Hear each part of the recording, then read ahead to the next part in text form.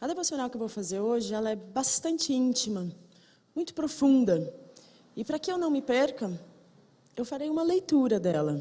E durante a leitura eu espero primeiro falar devagar, que foi a recomendação do meu sogro por 3 vezes já.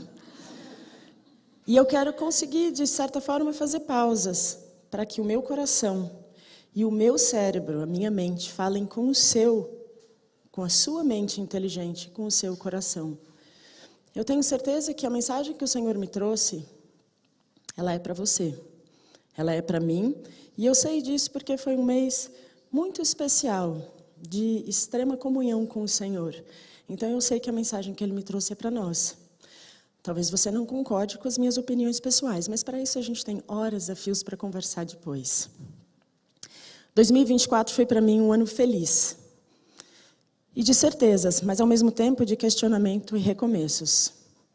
Qual ano não é assim? Eu tive convicção da providência de Deus e experimentei segurança e paz no que vivi e no que aprendi. Eu gosto de aprender. Eu vejo em aprender um estilo de vida, um processo contínuo e inquietante. Aprender quem eu sou não é para provar nada para ninguém. Eu experimentei o ano todo a presença do Senhor, a companhia de Jesus, quando por muitas vezes eu fui anônima. Fui preterida em alguns espaços onde eu transitei. Fui excluída de oportunidades que eu almejei. Quem de nós não se sentiu em algum momento de 2024 preterido, esquecido, excluído? A rejeição, lamentavelmente, nos une como seres humanos. Mas todas as vezes que eu orei ao Senhor, Ele me respondeu. Todas as vezes que eu orei, o Senhor me respondeu.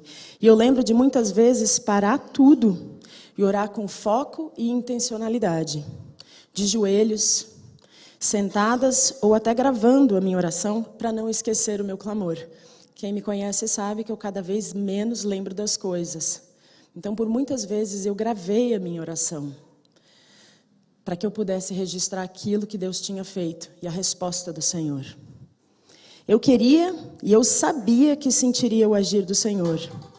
E que mais do que sentir, Ele ia ser certeiro e claro na sua forma de responder. Deus é tão absolutamente especial que Ele sabe que eu gosto de respostas claras. Eu não sou uma pessoa do cinza. Eu gosto de preto e de branco. O meio do caminho me alvoroça a alma. E o Senhor sempre me respondeu com clareza. A devocional de hoje é a resposta de uma destas orações. Quando nas férias, em uma das caminhadas matinais pela praia, em novembro, eu pedi ao Ion que ministrasse minha vida, que me dissesse algo que me levasse para Jesus. E o Ion falou de gratidão. E de alguma forma falamos de Israel, porque o Ion sempre fala de Israel. E naquele instante, eu vi que Êxodo 14 era o meu tema, especialmente a ordem de 14, 15. Diga ao povo que marche. A mensagem que eu tenho para vocês hoje, Igreja Presbiteriana do Brasil, no Ipiranga, para 2025, é: diga ao povo que marche. Não obstante o Egito em que nós vivemos, marche. Siga adiante, o Senhor é com você. Neste ano de 2024, eu me senti só, fraca e exausta muitas vezes, não o tempo todo.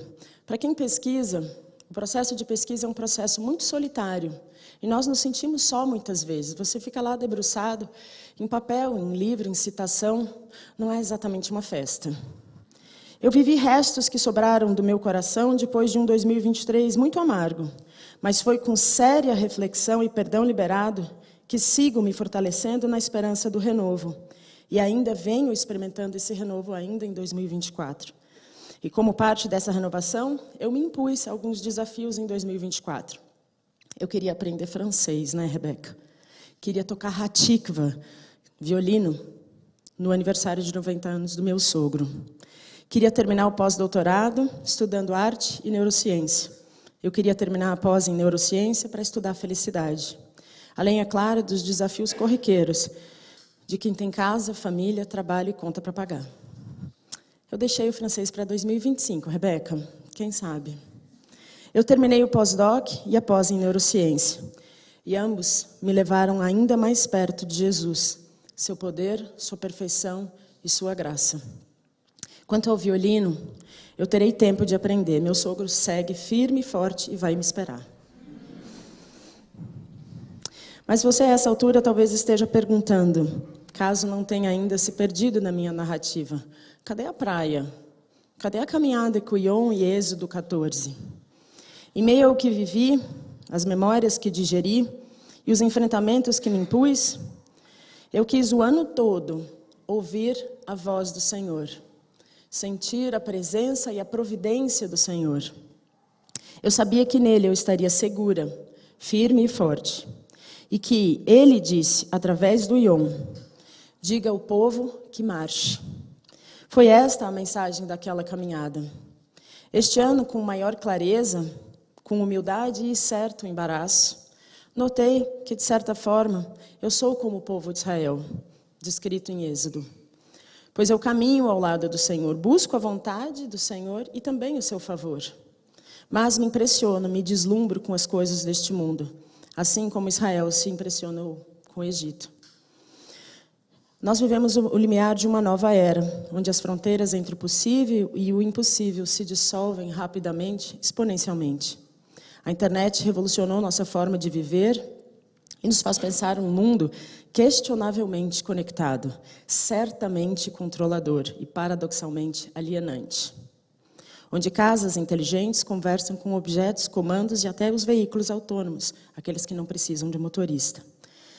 A inteligência artificial otimiza e facilita cada aspecto da nossa vida, mas, na verdade, pode estar contribuindo para nos ocupar e nos levar à extrema exaustão. E se, por um lado, a inteligência artificial parece conversar com tudo e com os seres humanos talvez conversem cada vez menos entre si, já que se comunicam com emojis, likes e figurinhas, e são seguidores de fotos e frases sobre as quais nada sabem. Penso, aliás, que estamos cada vez mais sós e isolados, em busca ainda do sentido, aquele descrito pelo psiquiatra e filósofo Viktor Frankl. A revolução energética, a impressão 3D, a nanotecnologia, a biotecnologia, tudo junto, abrindo as portas para a manipulação da vida e dando asas a um ser humano que segue com a mania de ser Deus, a mesma mania do Éden. A computação quântica promete resolver problemas diversos em segundos. A realidade virtual, aumentada e imersiva, tão sedutora, cria novos imaginários. E a ousadia da imortalidade, real ou digital, segue seguindo adeptos, além de prometer o aprimoramento humano. Transhumanistas estudam a longevidade da vida, potencializar seu corpo, seus sentidos, transformar um ser humano para ser algo e alguém melhor. Não se enganem com os encantos do Egito. As barreiras que foram rompidas trarão profunda perturbação para a sociedade, onde a definição do que é real e humano pode ser ainda mais confuso. A iminência de uma nova guerra mundial, já se fala em terceira guerra mundial, ela é digital, ela é poderosa e ela é global. As forças financeiras desordenadas e a propriedade privada ameaçada, o cenário desfavorável, as pessoas que seguem perdidas no seu caos pessoal. E aqui vai uma questão muito importante e eu sempre reitero. Não obstante a história que você viva, todos nos reunimos nos mesmos sentimentos, todos queremos ser amados, todos queremos ser acolhidos, todos precisamos ser perdoados. Isso reúne a humanidade na miséria do que é o próprio ser humano. Pessoas extremamente bem-sucedidas se perdem no seu caos pessoal. E é preciso que nós saibamos a quem nós vamos entregar o nosso pessoal, para que ele seja trabalhado, lapidado, acompanhado e alimentado. Diga ao povo que marche. Em 2025, segue a pergunta: a quem e com quem nós vamos marchar? O amanhã se desenha desafiador, mas também extremamente assustador. Cabe a nós, cabe a mim, que gosto de barro, moldar a nossa parte com sabedoria e responsabilidade, na esperança de que, na soma de todos, sejamos a favor da multiplicação da vida abundante. Não é qualquer vida. Portanto, por força de quem eu sou, vivo sim conectada com esta potência, mas sempre sujeita ao Deus que não muda. Ao Deus que fez o sol parar 2 vezes, criou as estrelas, o próprio sol e todos os corpos celestes. Mediu o universo com a palma da sua mão. Ressuscitou Lázaro, que estava morto. Criou o homem, realizou inúmeras curas. Criou todo o universo com o poder da sua palavra. Transformou água em vinho em uma ordem. Permitiu que Pedro andasse sobre as águas, desafiando a gravidade. Estabeleceu as leis naturais, criou e mantém a ordem exata do universo. Dominou o tempo e o espaço. E como disse Marcus Eberlin, Deus é exibido, exagerado e bem-humorado. E demonstra suas virtudes em toda a criação. Ele sim age no ordinário e cria o extraordinário. É sobre ele, não sobre o Egito. Se você acha que tudo isso pode ser explicado pela ciência, eu aceito a sua preferência, mas eu escolhi a Bíblia. Ela me traz paz, conhecimento, me traz certeza e convicção, e a segurança que a ciência nem ousou oferecer. É por isso que eu venho aqui hoje com a mensagem para 2025, para mim e para você. A mensagem que Deus me deu nas férias. Diga a IPBI que marche. E para isso é preciso confiar nele, não na sabedoria do Egito, não no conhecimento e nas explicações do mundo. Eu poderia parar por aqui, mas eu quero insistir, lembrando as reflexões das minhas férias. Aquela que pedi para o Ion ministrar na minha vida. De onde eu ouvi, diga ao povo que marche. Deus deu ordens a Moisés e este é o povo de Israel. Desde o Egito, a saída, a libertação da escravidão. As pragas que desafiaram cada divindade egípcia e também a morte dos primogênitos. Os israelitas partiram levando suas riquezas, guiados por uma nuvem durante o dia para aplacar o sol, e uma coluna de fogo à noite que oferecia luz e direção. O Senhor os protegeu do Mar Vermelho e eu fiquei muitas vezes pensando nessa passagem, o que seria ter atrás o exército inimigo e à frente um mar fechado. Eu não sei se 2023 ou 2024 eu vivi algo tão imponente, mas esse povo foi desafiado a crer no Senhor de maneira extraordinária. Eu talvez não tenha tido até agora essa experiência, mas o Senhor não os deixou em nenhum instante. Durante a jornada pelo exército, o povo reclamou e questionou ao Senhor Deus e a liderança que Ele colocou. Mas foi constante em seu cuidado, transformou as águas amargas de Mara em águas potáveis, providenciou maná e cordonizes, fez brotar água da rocha de Refidim, garantiu vitória contra os amalequitas e estabeleceu a aliança no Monte Sinai, prometendo proteção e bênçãos. Enquanto eu leio essa minha narrativa, encontre você a sua história. Quantas coisas o Senhor fez para que você pudesse atravessar 2024 com todas as suas batalhas, com todas as suas perdas, suas frustrações e também suas vitórias. Quantas vezes nós corremos para Ele na convicção de que Ele era o provedor de todas as coisas.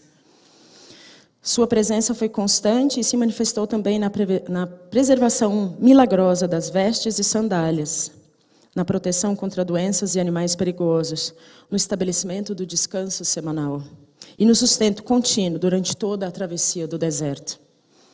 É quase exaustivo e constrangedor ler todos esses cuidados do Senhor para com o povo de Israel, para com a minha vida e eu sei que para com a sua. De novo, pense em 2024 e tudo que o Senhor fez nos momentos da tua angústia. Contudo, apesar de todas essas manifestações divinas, o povo frequentemente se mostrava lamuriento, incrédulo e desobediente, e sobretudo ingrato. Esta fui eu muitas vezes em 2024. Talvez também tenha sido você. E não precisa ser 2024 inteirinho. São momentos que a gente tem com o Senhor de questionar a providência do Senhor, o cuidado do Senhor, de questionar se a gente está indo para o caminho certo, fazendo a coisa certa, em meio a esse cenário tão devastador que parte dele foi descrito aqui. Eles demonstraram sua natureza inconstante e descrente. Temeram antes de cruzar o Mar Vermelho e se queixaram após a travessia. Tinham a fé vacilante que os levou a duvidar da presença de Deus, chegando ao ponto de se assustarem com trovões e raios. E também durante a ausência prolongada de Moisés, que estava no monte, exigiram que Arão construísse um bezerro de ouro entregando-se à idolatria e à imoralidade. Em sua ingratidão, acusavam Deus de tê-los tirado do Egito, para morrerem ali. E em sua falta de visão de futuro, desejaram voltar a Israel, chegando a sentir saudade da comida do Egito. Tamanha ingratidão do povo de Israel. Não obstante toda a providência do Senhor. E eu, quando me senti só e preterida, quando revisitei meu passado e lamentei o abandono, o abuso, a rejeição e a ausência, quando me preocupei com trabalho, dinheiro e sustento, e palavras que não me abençoaram, e quando ainda na minha fragilidade me comparei a Maria, José ou João, questionei Deus e me senti injustiçado. E aqui faço uma pausa e pergunto a você, o que Deus não te proporcionou? Ou será que fui eu a única a ter agido como Israel? Quantas vezes fui Israel? Não vi a providência do Senhor e eu sofri sem precisar. O povo de Israel, em sua jornada do Egito a Canaã, transformou uma viagem que poderia durar pouco mais de um mês, ou quem sabe um ano, em uma jornada exaustiva de 40 anos, para não chegar no descanso. Aproximadamente 2 milhões de pessoas escolheram o caminho da murmuração em vez da gratidão, desperdiçando energia, recurso e tempo com lamentação, ao invés de adoração. Ignorando a provisão e abraçando a rebeldia. Essa história me serve de reflexão sobre a minha própria caminhada de fé. Frequentemente, deixei de perceber o cuidado evidente de Deus, esquecendo de orar continuamente e descansar na sua paz. O chamado é para marcharmos na carreira da fé. Na carreira da fé que está proposta, que nos foi confiada pelo próprio Deus, não nos deixando abalar pelas incertezas do Egito e pelo caos pessoal que reside em cada um de nós, pelos cenários ou pelas pessoas. Mas sempre lembrem da ordem do Senhor. Diga ao povo que marche. Sigamos eu e você confiados na força e na sabedoria do Deus que cremos, em quem escolhemos colocar a nossa vida. Fugindo da murmuração, da incredulidade e da desobediência, evitando a distração com o Egito, com o movimento de um mundo perdido. Diga ao povo que marche e eu respondo. Espero que essa seja também a sua oração. Eis-me aqui, Senhor. Me leva para o centro da tua vontade, para a convicção dos teus propósitos. No Senhor há convicção, não só descanso. No Senhor há certeza, não só propostas, questões. A ciência oferece questionamento. Respostas, muitas. Certezas, poucas. A minha escolha, em toda a minha trajetória, foi pela Escritura. Porque ela me dá sustento e subsídio para marchar. Que o Senhor seja a nossa convicção e o nosso propósito, e nos encha de paz e de toda a grandeza que vem dele, da perfeição do Senhor, da graça do Senhor, da onisciência e da onipotência e da onipresença de um Deus que nos responde na nossa oração, que nos faz perseverar e que nos enche de Gênesis a Apocalipse, de exemplos e histórias de pessoas que viveram antes de nós e que talvez também se perderam no seu próprio caos pessoal, se perderam maravilhadas com o Egito, algumas perderam o foco. Mas o meu convite para você, Igreja Presbiteriana no Brasil do Ipiranga, a igreja que eu escolhi congregar, marche. Entre 2025 na certeza da graça, do amor e da força do Senhor.